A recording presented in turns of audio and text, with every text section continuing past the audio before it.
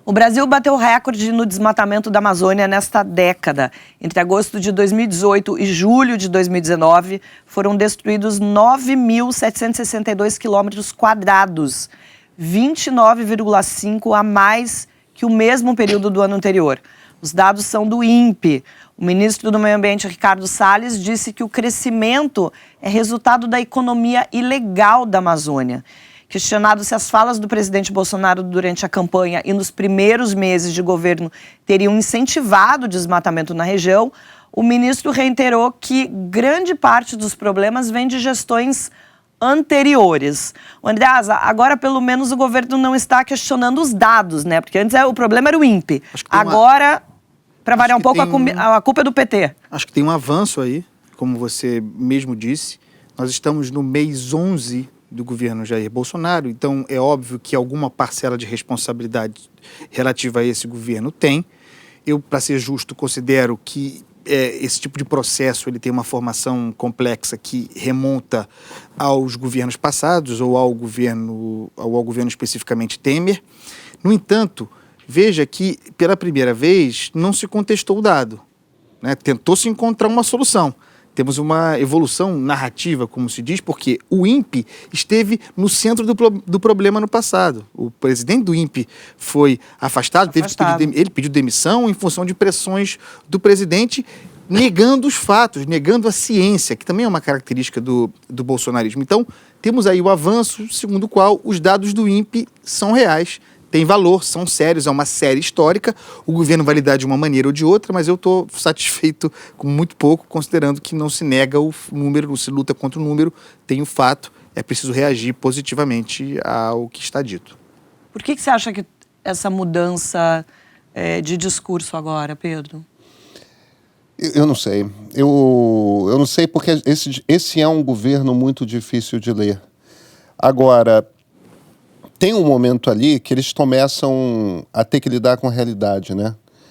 Parte da realidade é a questão ambiental está diretamente relacionada com exportações da agroindústria brasileira. Você já tem dentro do governo, como a própria ministra Tereza Cristina, vozes de sensatez. Não é o que a gente encontra no Ministério do Meio Ambiente, né? Mas você tem vozes de sensatez. Gente, a gente precisa de determinados selos, a gente precisa de um determinado comportamento, tudo mais. Tem uma hora que se você fica frequentemente questionando dados científicos, se isso se torna um hábito, e é o caso dos números do INPA, você começa a se tornar um governo em descrédito. Olha para o que aconteceu, o que está acontecendo nas últimas semanas no Brasil. A gente bateu na semana passada no segundo dólar mais alto da história do real. A gente fez um grande mega leilão de 4 áreas do pré-sal, no qual a única compradora de peso foi a Petrobras. Ou seja, o Brasil botou dinheiro dele mesmo dentro do leilão. O troço foi um fiasco completo. A gente está começando a acumular indícios aí de que internacionalmente o Brasil está se isolando economicamente. Eu não sei se isso tem alguma coisa a ver com essa mudança de discurso do governo. Se tiver, que bom, porque isso quer dizer que o realismo está começando a aparecer. Acho que você matou, Pedro. Acho que você matou. Mas sabe o que me chama a atenção? Por exemplo, nesse caso, eles culpam a gestão anterior. Agora, quando você vai para a segurança, né? Você pega os números da segurança que diminuíram, enfim, o número de assassinatos e tal, que também é um período, se eu não me engano, os números são até julho ou agosto, que obviamente você pega um resultado da política de segurança do governo Temer, porque afinal de contas você está pegando dados aí de janeiro, fevereiro. A intervenção federal, né? Intervenção federal, que né, a gente já discutiu isso aqui. Então, assim, para esse caso, os ganhos são do governo Bolsonaro. Mas sabe, o desmatamento não, o desmatamento fica na conta do... Mas sabe, Marilis, você tem toda a razão, claro, mas pelo menos a gente está num comportamento habitual de políticos. Exatamente. O que é bom a gente fatura, o que Bem a gente observado. É ruim a gente joga. E tudo bem, aí a gente vai ter as críticas naturais. Todos os governos vamos fazem levantar. isso, né? Pois tudo bem. O problema estava, eu vejo, no comportamento estapafúrdio anterior. Esquizofrenia. E Exatamente. você desacreditando dados oficiais, você gera um sentimento de que você não sabe em quem você confia, mas esses não são os dados oficiais. Por que a gente não leva eles em consideração? É um ambiente muito difuso ali para gerar inseguranças e incertezas na população.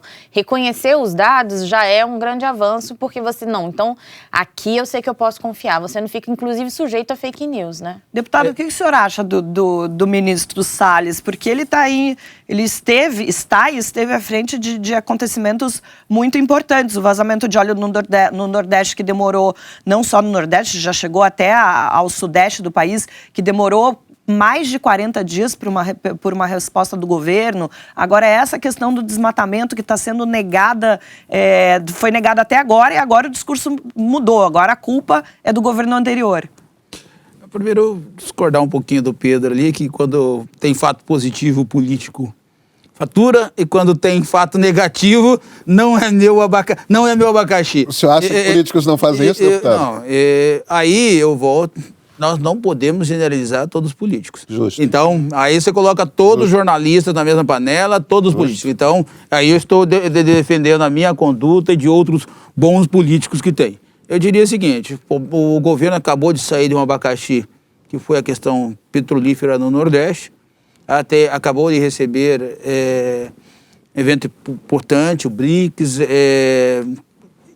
teve um... Não resolveu ainda a questão do petróleo, não teve, né? Ele tem um caminho para a OCDE, tivemos recebendo há poucos dias membros da OCDE no evento que vieram fazer uma fiscalização para a possibilidade ou não do Brasil avançar nessas tratativas. Então tem a questão ambiental, então o governo precisava de números mais seguros, e esses números mais seguros foram trazidos mais claros, não tem como você tapar o sol com a peneira. Eu estive no evento recentemente na Embaixada da Alemanha, e eu vi a preocupação dos diplomatas, das várias pessoas que estavam lá, muito grande com, entre aspas, né, a mentira criada, o fake news criada em relação à não queimada na Amazônia. Ela acontece por vários motivos, por motivos naturais, porque todo período tem essa queimada mesmo. Sim. Lá. Agora houve esse aumento porque houve uma propaganda que com o nosso governo poderia avançar na exploração mineral. Então houve isso, então com certeza esse aumento vem em relação a isso. Então eu penso que esses dados trazidos hoje do aumento do desmatamento são mais claros. O governo não quis comprar essa bola dividida, porque o ministro do Meio Ambiente acabou de sair de uma bola dividida em relação ao enfraquecimento da ação do governo no caso do petróleo no Nordeste, e continua muito em evidência. Então ele não quis entrar em mais uma bola dividida neste momento. Seria um desgaste fenomenal. É a linha política que eu... Ele está ficando, enfim, ele teve que assumir esse número mais grave.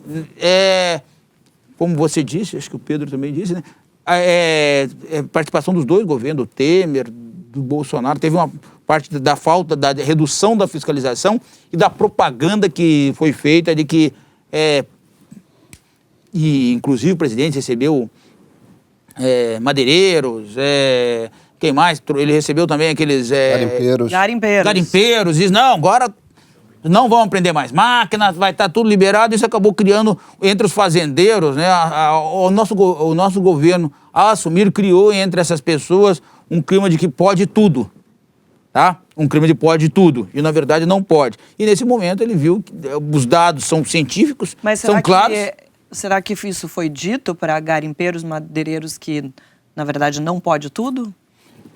Eu penso que algumas ações da Polícia Federal deram esse recado, né? E deram esse recado. Algumas ações da Polícia Federal deram esse recado, que tem limite. O presidente acaba entrando em uma bola, ele acaba tendo alguma desgaste grande com o seu próprio eleitorado. Esqueci de mencionar, há poucos dias, e aí também houve um pano de fundo? Cortina de fumaça. Cortina de fumaça, eu falo pano de fundo. Cortina de fumaça. Em relação, por exemplo, à questão dos militares, a reestruturação dos militares. Os militares, os comandos militares, Marinha, Exército, Aeronáutica, aqui no Rio de Janeiro, sempre foram a base do presidente da República. Ele acabou de dar uma reestruturação, e eu vi que o governo estava extremamente preocupado com isso, para os generais, para os oficiais. E deu um chute no traseiro de cerca de 450 mil praças, soldados, cabos, sargentos, que são a base do presidente. O presidente foi chamado de traidor numa base dele. Mesma coisa ele fez com os policiais federais, que é também base dele. Então ele tem dado entrada em bolas divididas com base nele, com a base dele. Quando você pega lá essa medida provisória dos municípios, né? Então o presidente também se enfraquece na base, ele foi muito bem votado nesses municípios. Então, muita gente revoltada, são mais de 1.500 municípios que seriam extintos. Então ele tá entrando em bola dividida em muita questão na base dele. Tá? Então isso é bom deixar claro. Que é natural, né? Porque para fazer algumas reformas, essas pessoas acabariam sendo... ficariam um pouco desgostosas com algumas medidas. Mas o que acontece? Você tem que, ao você governar, você tem que trazer aqueles que caminharam com você. Tem uma entrevista do Collor... Mas você tem que governar para todos também, deputado. Não, tem uma entrevista do Collor ontem. Jornal Globo. Do Globo. Tem uma entrevista do Collor onde ele diz, olha, meu erro foi não ter governado, chamado os meus, dizer, olha, vocês vão participar do governo e vão ter benefícios, tá? Então, o Collor disse que o presidente está tendo o mesmo erro. O senhor acha que o Bolsonaro vai governar cada vez mais para os seus? Não. Ele fez ao contrário. Ele tem agido ao contrário, não tem governado para os seus. É que, na verdade, o que o presidente Collor sugere, que o erro dele teria sido, ao invés de pegar a base que o PRN formou de deputados e, a partir dali, fazer aquilo uma ponta de lança para ampliar uma base no Congresso, ele fez o contrário. Ele diminuiu o núcleo duro dele, que é exatamente essa comparação que o presidente Collor faz com o presidente Bolsonaro, que é... Ao invés de usar o PSL para, a partir dali, ampliar a base no governo, ele diminui o núcleo duro dele. Quer dizer, fica só com os extremamente fiéis, porém você se isola politicamente. Você não constrói uma corrente de aliança. Deixa eu fazer mais uma pontuação. Magnum Malta. Então o que acontece? Ele prometeu o ministério para o Magnum Malta. E aí ele fez um acordo com o Temer, com o aval do Onyx, com o Onyx construiu, deram um ministério para o Terra, que deram um ministério para o MDB, para adoçar a boca do MDB. E aí o que aconteceu? Criou um racha na base evangélica. Quando ele traz o Feliciano para viajar ele com a Europa, para o mundo todo, né? Quando ele traz o Feliciano... China. Tem um presidente da Frente Parlamentar Evangélica que não está gostando nada disso. Então, lá dentro, a Juliana acompanha esse dia a dia, então é um enfraquecimento. Então casou muito essa entrevista do Collor ontem com o que a gente está convivendo e eu estou vendo ao longo do tempo. Eu tenho que falar dessas bolas divididas. Há 10 dias solto, o ex-presidente Lula participou do primeiro ato partidário depois que saiu da prisão em Salvador. No encontro do PT, disse que o partido não precisa fazer uma autocrítica e que não nasceu para ser coadjuvante. Juliana, como é que os outros partidos de esquerda receberam essa mensagem? Antes do presidente Lula sair da prisão, eu tinha conversado com alguns dirigentes petistas que falaram muito sobre a importância de ter uma aliança ampliada daqui para frente, que o PT tinha prendido a eleição em 2018 agora, saiu muito enfraquecido, então agora vamos ampliar o diálogo. Com o Lula fora, a coisa muda um pouco de figura, porque no final das contas quem dá as cartas é o próprio Lula. Então, os partidos de esquerda ainda estão ali com o pé um pouco atrás, tentando ver como é que o presidente vai se posicionar, porque agora, às vésperas de uma eleição municipal, eles só pensam nisso, eles só querem saber de eleição. Então tá todo mundo ali ainda meio que esperando o presidente sair, passar todo o desgaste de ter sido preso, de ter ficado tanto tempo preso, para ver como é que o presidente vai se posicionar, porque no final das contas é ele quem vai dar as cartas. Já tem algumas sinalizações de aproximação com a Manuela Dávila em Porto Alegre. Houve conversas aqui com o Marcelo Freixo no Rio, não sei se vão para frente ou não. Então, isso, desculpa te interromper, mas o Marcelo Freixo, saíram algumas notícias dizendo que o PT já estava fechando apoio com ele, depois isso já foi desmentido, não, o PT vai ter candidato próprio, não vai apoiar o Freixo. Falando da Benedita da Silva. Isso. Aqui é um lugar muito sensível porque é o... E o Freixo estava lá no dia em São Bernardo, foi lá levar o apoio dele. o Rio de Janeiro é um lugar muito sensível porque é onde o bolsonarismo está mais forte. E a gente tendo em vista de que o PT também se alimenta dessa polarização, você abrir espaço, abrir a mão de uma candidatura para dar espaço a um aliado que já disputou e teve uma derrota para um Marcelo Crivella, é muito delicado você abrir esse espaço, sendo que você pode estar aqui reafirmando as suas bandeiras e alimentando essa polarização, Juliana, que vai ser importante. Me permita discordar de você. Claro. Minha formação como jornalista foi cobrindo política regional do Rio. O PT nunca existiu nessa cidade. Jorge Bittar, Benedita da Silva, Continua sempre não foi existindo. um PT irrelevante. E, por outro lado, o Rio de Janeiro sempre teve uma tradição de esquerda muito forte, mas sempre foi. Antes era o PDT, do Brizola, antes ainda o PTB, do Getúlio do Jango, do Brizola. Mais recentemente, o partido forte nessa capital é o PSOL. Olha, o que o PSOL se curvou pelo Lula livre, o que o PSOL se humilhou pelo Lula livre, o desgaste pelo qual o PSOL passou pelo Lula livre, inclusive a ponto de perder parlamentares, parte da briga do Jean Willis que o levou para fora. Isso era um deputado federal eleito, né? Com alguma importância e tal. Eu acho que se o PT fizer, e tem toda a cara de que vai fazer, tá? Vai fazer, certeza absoluta. Se o PT lançar um candidato próprio, que vai ser um candidato que vai chegar em 4º ou 5º lugar, se tanto, Mas vai comer uma parcela dos e eleitores. vai comer uma parcela dos eleitores do Freixo. Eu não acho que o Freixo tenha chance de chegar à prefeitura, não. Mas eu acho que o Freixo com o PT chega a um segundo turno fácil e constrói alguma coisa. Vai ser, aqui no Rio de Janeiro, com o PSOL, uma traição bolsonarista por parte do PT. Mas aí é mais uma questão de você ocupar o espaço do que efetivamente conseguir eleger um candidato.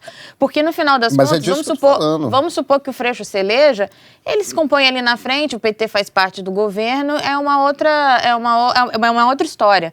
Durante o processo, ele vai alimentar a polarização e vai continuar se posicionando como antagonista a essa direita, porque isso interessa lá na frente. Só que ele vai criar um segundo turno aqui no Rio entre Eduardo Paes e um candidato da direita. Exatamente. Não vai nenhum dos dois. Eu concordo totalmente com você. Eu acho que não vai nem PSOL, nem PT. O que vai é alguém da ala bolsonarista, e, enfim, já tem alguns nomes, até o Rodrigo Amorim já foi apontado como um dos possíveis candidatos, e o Eduardo Paes. Você divide a esquerda, né? Total. Você está tirando o Crivella dessa competição, e o Crivella é muito competitivo. E ele renasceu, não renasceu? Vai ser muito competitivo, já falei aqui nesse meses. Deixa eu dar só uma pitada. Mas eu acho que o candidato da direita vai ser uma composição Bolsonaro-Crivella. Pois... Discreto ou não? Não, eu acho que bem lembrado, Pedro. Bem pouco discreta. O que eu tô apostando, ainda mais com a esquerda dividida, é porque o pessoal com o PT faz um tamanho. Tá. O Freixo com Lula no palanque faz um número que é relevante para o eleitorado carioca. Concordo. Foi o que eu falei. Agora, eu acho que o segundo turno mais provável é um segundo turno Eduardo Paes com um candidato que pode ser o Crivella, pode não ser, tal, mas com... Fala, deputado. Eu falei em outros momentos, né, que o Lula é muito parecido com o Bolsonaro. O Bolsonaro dividiu a direita e o Lula agora está dividindo a esquerda. Que nós temos... faltou falar do Ciro, né? O Ciro não abre mão de ser candidato e está fazendo uma oposição muito grande ao Lula. Então, então nós temos uma grande divisão. Além da direita muito dividida, a direita extremada, a direita, e mais a direita do Rodrigo Maia, do centro, né? Nós teremos ainda a esquerda também, toda ela dividida. Fragmentada. Então tá isso, gente. A gente fica por aqui e eu volto a semana que vem. E Carlos Andreasa e Pedro Dória também voltam a semana que vem. Opa, tamo aí. Bora aí. Até, um beijo.